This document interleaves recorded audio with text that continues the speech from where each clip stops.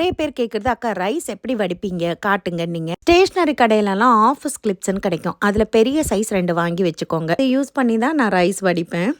ஏதாவது பாத்திரத்துல கவுத்தி விடுவேன். அப்படி இல்லைன்னா சிங்கிள நான் இப்ப வச்சிருக்க மாதிரி வச்சுப்பேன். வீட்டுல எலக்ட்ரானிக் அப்ளையன்சஸ் வைக்கிறதுக்காக எந்த ஸ்டாண்டோ ஷெல்ஃபோ நாங்க அடிக்கல. ஆனா எல்லாத்துக்கும் ஒவ்வொரு இடம் பார்த்து வச்சிருக்கோம். எல்லா திங்ஸும் வாங்கினதுக்கு அப்புறம் கார்பெண்டரை வர சொல்லி வேலை ஆரம்பிக்கணும். கணக்குக்கு அது கரெக்ட்னு தோணுச்சு. ஏன்னா இந்த வாட்டி வாங்கின மைக்ரோவேவ் அவன்லாம் என்கிட்ட பேரன்ல இருக்கிறத விட கொஞ்சம் பெருசு.